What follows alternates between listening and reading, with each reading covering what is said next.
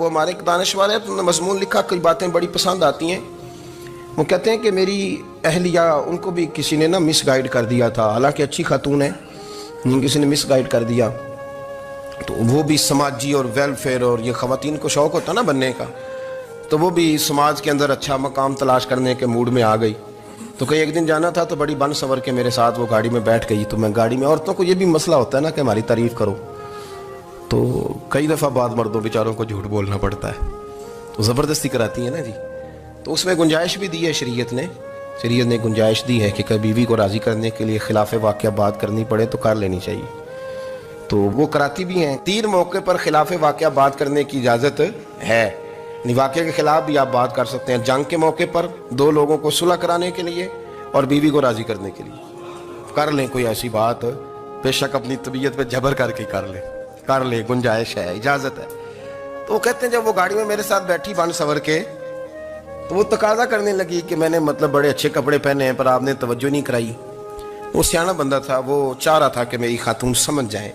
وہ کہتے ہیں مجھے پتا تھا کہ بیچاری مس گائیڈ ہو گئی ہے، دل کی بڑی اچھی ہے، سیاਣੀ ہے، لیکن اس کو کچھ خواتین نے، کچھ لوگوں نے مل کے اس کو ذہن غلط کر دیا ہے کہ سماج میں نکلو، باہر جاؤ، کام کرو، فلاں کرو، اپنی مرضی سے جیو. تو میرے ساتھ گاڑی میں بیٹھی کہیں جانے کے لیے، تو مجھ سے کہنے لگی کہ آپ نے میری طرف توجہ ہی نہیں کی، آپ نے کوئی ذکر ہی نہیں کیا کہ میں کیسی لگ رہی ہوں.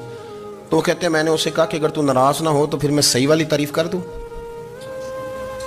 تو اس نے کہا کہ آپ کر دیں. تو کہتے ہیں میں نے درد سے اور خلوص سے اپنی بیوی سے کہا، خلوص کے ساتھ میں نے کہا میں تو روز گھر ہوتا ہوں، روز شام کو گھر ہوتا ہوں، اگر تو میرے لیے تیار ہوتی تو میں تیری تعریف کرتا، لیکن آج تو باہر جانے کے لیے تیار ہوئی ہے، تو پھر ان سے تعریف کی امید رکھ جن کے لیے تو نے تیاری کی ہے.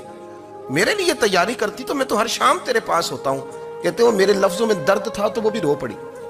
اور کہنے لگی آپ گاڑی روک دیں، مجھے باہر جا کے کسی کو راضی نہیں کرنا، میں نے اسے راضی کرنا ہے جس کو رب کریم نے میرا شوہر بنایا ہے اور میرے لیے منتخب کیا ہے میرے ماں باپ کو. میں واپس لوٹتی ہوں.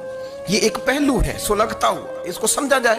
عورت کو ویسے بھی قابو کرنا بڑا آسان ہوتا ہے.